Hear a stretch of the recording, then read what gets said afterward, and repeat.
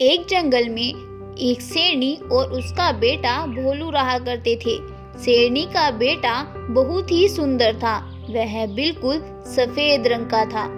शेरनी अपने बच्चे से बहुत प्यार करती थी। वह कभी भी अपने बेटे को अकेला नहीं छोड़ती थी। एक दिन शेरनी अपने बेटे भोलू से बोली, सुनो भोलू बेटा, तुम मुझे कभी भी अकेला मत छोड़ना और तुम मुझसे पूछे बिना कहीं भी मत जाना।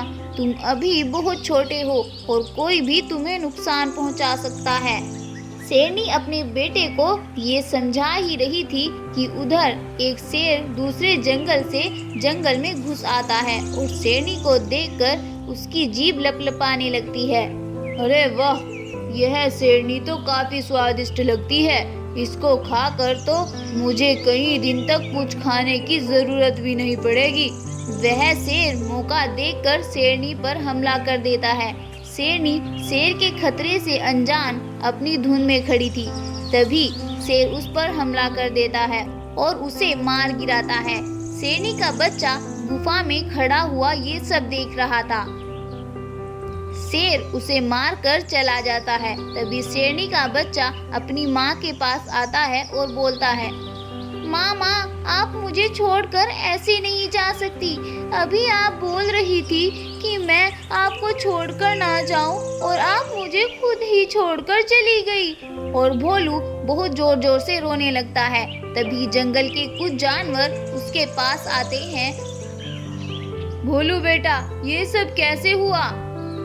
भोलू उन्हें सब बात बता देता है।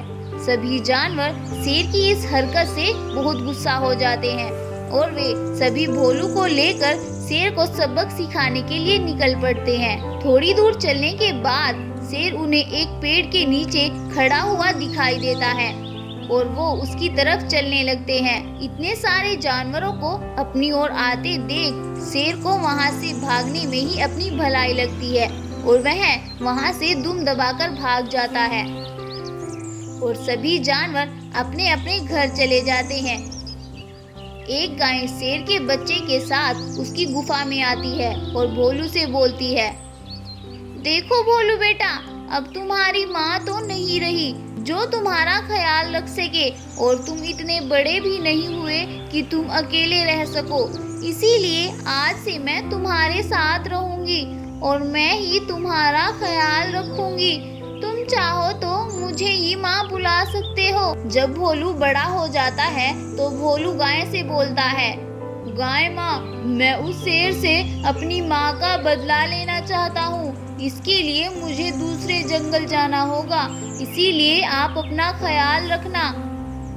गाय उसे ये सब करने से मना करती है, लेकिन भोलू नहीं मानता और वो दूसरे जंगल की ओर निकल पड़ता है।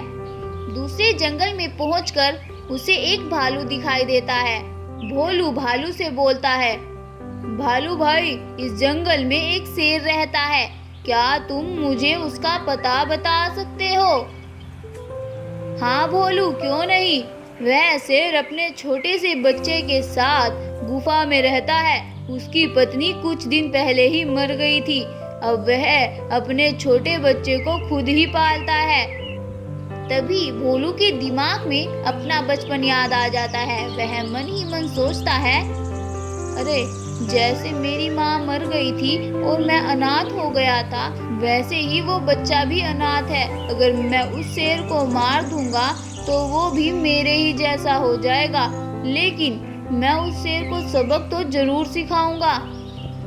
और भोलू वहां से वापस चला जाता है और एक दिन वह शेर की गुफा के पास आता है और देखता है कि शेर का बच्चा अकेला है। वह शेर के बच्चे को बहला फुसला कर अपने साथ लेकर वहां से चला जाता है।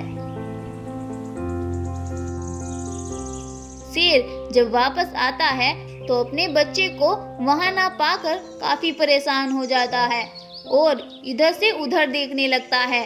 तभी भोलू गुफा के पीछे से निकल कर आता है और शेर से बोलता है, तुम्हारा बेटा सही सलामत है, उसे कुछ नहीं हुआ। मैं तुम्हें सिर्फ सबक सिखाना चाहता था।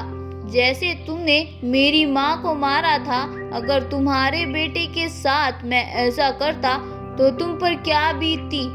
शेर को सब याद आ जाता है और शेर भोलू से माफी मांगने लगता है और शेर भोलू से माफी मांगता है। फिर शेर और भोलू सब साथ साथ रहने लगते हैं। तो क्या सीखा इस कहानी से? हमें किसी की भी साथ बुरा नहीं करना चाहिए। कभी हमारे साथ भी ऐसा ही हो सकता है और हमें भी पछताना पड़ सकता है।